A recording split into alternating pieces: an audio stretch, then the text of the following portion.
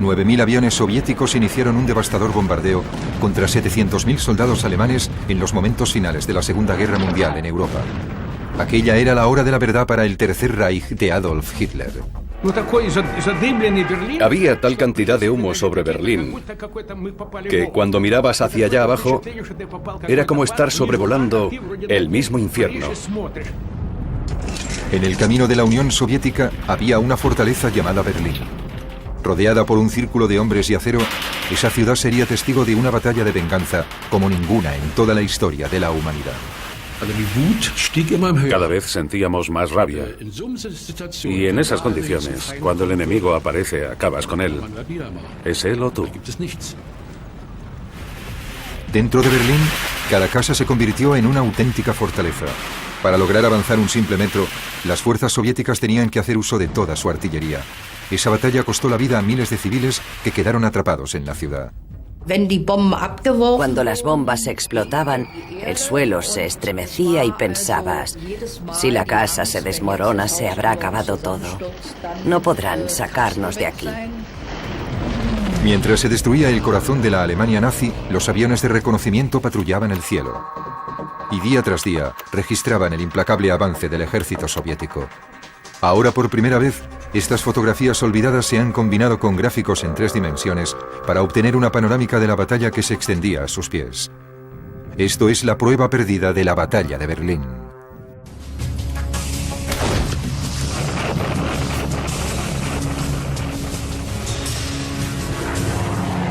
Las pruebas perdidas. La batalla de Berlín.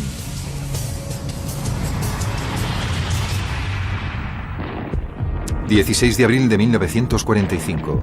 En mitad de la noche, los soldados soviéticos corrían para situarse en sus posiciones de ataque para la batalla definitiva de la Segunda Guerra Mundial en Europa. Llevaban consigo estandartes rojos para animar a los hombres atrincherados en el frente. Flotas enteras de tanques se preparaban para unirse al avance, mientras los aviones reunían 7 millones de proyectiles para el primer ataque de artillería. Empezaba la cuenta atrás para la batalla de Berlín. La operación Berlín tuvo algo de especial. Todo el mundo tenía la sensación de que se trataba del fin de la guerra. La moral de los soldados estaba por las nubes. A pesar de todas las derrotas que habíamos sufrido, queríamos intentar con todas nuestras fuerzas llegar a Berlín y poner punto final a la guerra. Al este, el Ejército Rojo destruyó la línea alemana en Rusia y avanzó sin problema alguno por Polonia hasta los ríos Neisa y Oder. Al oeste, las fuerzas aliadas guiadas por el general Eisenhower cruzaron el Rin y las unidades especiales estadounidenses alcanzaron el río Elba a tan solo 80 kilómetros de Berlín. El honor de tomar la ciudad podría haber sido de cualquiera de los dos bandos.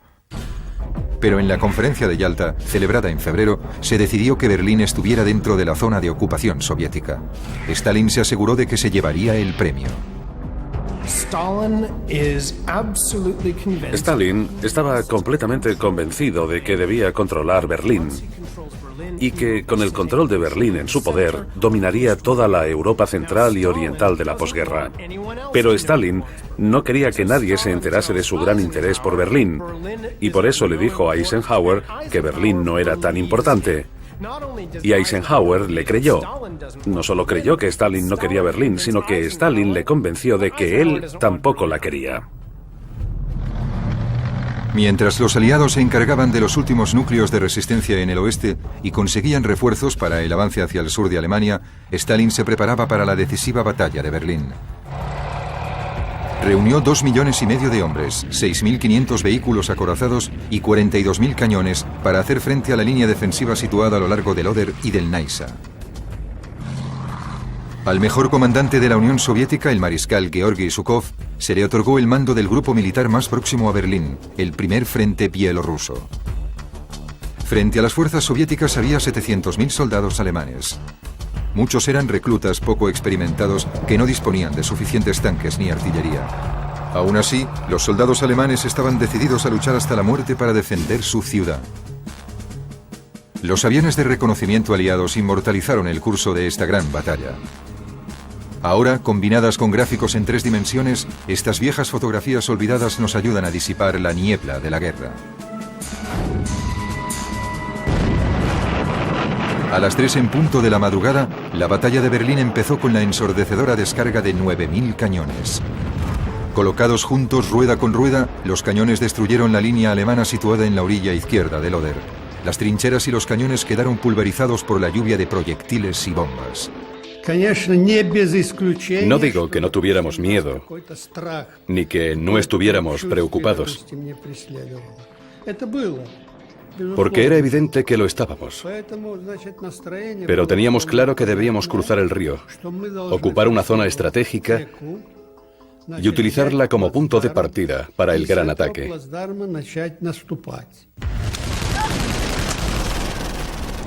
La infantería de asalto salió de sus trincheras y arrasó la línea alemana.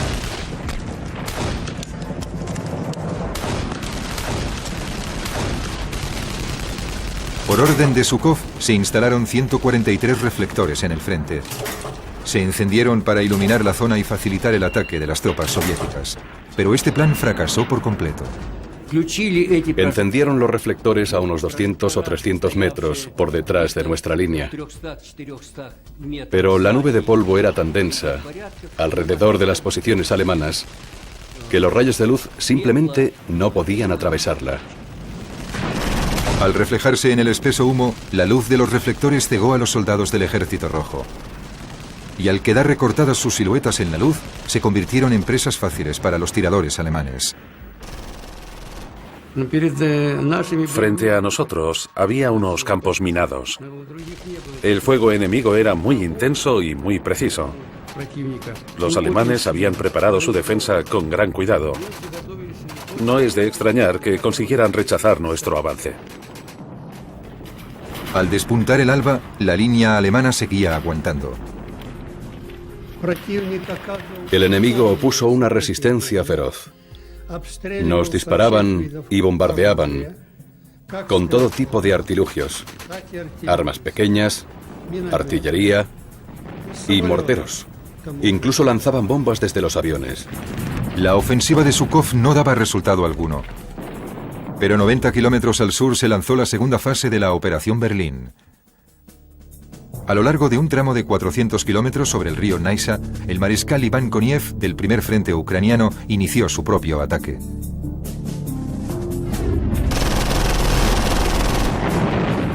Desde 150 puntos distintos, la infantería de Koniev cruzó el río utilizando cualquier cosa que flotara. En tan solo 20 minutos habían conseguido establecer una cabeza de puente en la orilla oeste. Una vez construidos los puentes, los tanques de Koniev cruzaron rápidamente. A pesar del contraataque brutal de los alemanes, Koniev consiguió avanzar 13 kilómetros. Pero en el norte el ataque de Zhukov era sofocado una vez más. La principal línea defensiva alemana bloqueaba la carretera de entrada a Berlín a lo largo de las colinas de Seilov, de unos 50 metros de altura. Las colinas de Seilov eran la línea más importante de la defensa alemana y una de sus posiciones más ventajosas. Se trataba de un terreno muy abrupto, cubierto de bosques y repleto de barrancos y ríos. Y tras cada barranco se camuflaba una posición fortificada y fuertemente armada.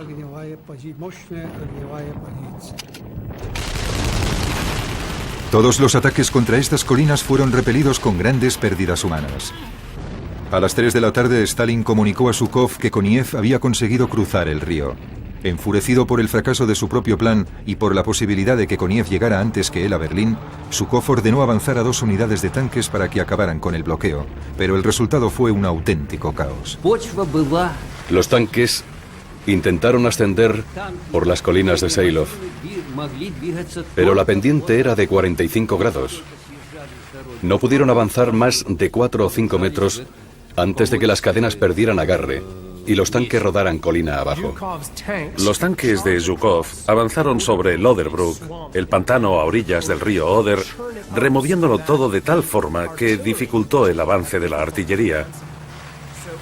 En plena desesperación para intentar conseguir los plazos impuestos por Stalin, Zhukov llegó a sus tropas al límite.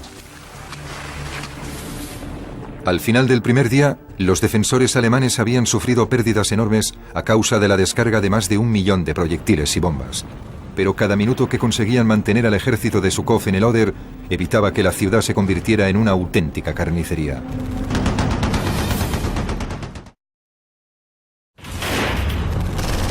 ...17 de abril de 1945, segundo día de la batalla de Berlín. La última ofensiva del Ejército Rojo para vencer a la Alemania nazi tenía problemas. Las divisiones de asalto del mariscal Zhukov estaban atrapadas en una zona mortal en la defensa exterior de las colinas de Seilov. La cima de las colinas era un laberinto repleto de tanques, búnkeres y armas de fuego. Pero el mariscal Zhukov estaba totalmente decidido a cruzar la línea alemana y llegar hasta el corazón de Berlín. Recurrió al reconocimiento aéreo con el fin de descubrir el punto débil de las defensas en las colinas de Seilov. La ciudad de Seilov se convirtió en el baluarte principal de la línea alemana. Bombarderos soviéticos disparaban a las posiciones armadas mientras la artillería destruía la línea con bombas y proyectiles. Zufar Sadardinov, tripulante de uno de los tanques, fue enviado para hallar una nueva ruta hacia la cima. En cuanto aparecimos por el horizonte, los alemanes empezaron a bombardear la zona con morteros. Y la primera bomba cayó justo al lado del capitán, que estaba a mi derecha. Yo perdí el conocimiento y cuando desperté vi al capitán en el suelo, muerto. Empezó el siguiente ataque, pero los cañones de 88 milímetros alemanes disparaban a los tanques soviéticos desde lejos y la infantería los perseguía entre los astillados pinos con los mortíferos Panzerfaust. En esta implacable batalla se destruyeron 152 tanques soviéticos. A las 3 de la tarde, la aviación alemana lanzó ataques suicidas sobre los puentes del Ejército Rojo sobre el río Oder. Pero un enjambre de cazas soviéticos eliminó del cielo hasta el último avión de la Luftwaffe. Mientras los ataques soviéticos continuaban, Adolf Hitler intentaba animar a sus tropas con un discurso de odio. En estos momentos, toda la nación alemana os mira, mis guerreros del Este, y espera que con vuestra determinación, vuestro fanatismo, vuestras armas y bajo vuestro liderazgo, el ataque bolchevique acabará en un baño de sangre. Stalin, en su propia locura, creyó que los aliados occidentales aún querían entrar en Berlín antes que él. Así que indujo a Zhukov y a su rival, el mariscal Koniev, a una carrera a muerte por la ciudad. Stalin cogió a sus dos mejores generales, Zhukov y Koniev, y los utilizó como a dos agresivos perros de guardia, haciéndoles competir hacia Berlín. Y cada vez que Koniev avanzaba un poco, Stalin tiraba de la correa, dejando así que Zhukov le alcanzara. Por tanto, tenemos a estos dos perros de caza que luchan por llegar a Berlín, pero que dependen completamente de la voluntad de Stalin. 80 kilómetros al sur de las colinas de Seilov, los tanques de Koniev seguían avanzando.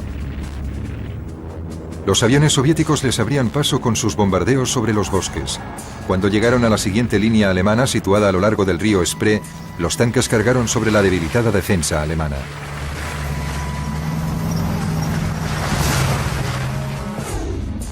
A medianoche, Koniev ordenó a su ejército que dejara atrás los núcleos de resistencia y que se dirigiera hacia el norte y el noroeste de Berlín para cortar todas las carreteras que salían de la ciudad. 80 kilómetros al norte, Zhukov ordenó a sus hombres que atacaran y tomaran las posiciones de Seilov. Nuestros soldados tenían muchas ganas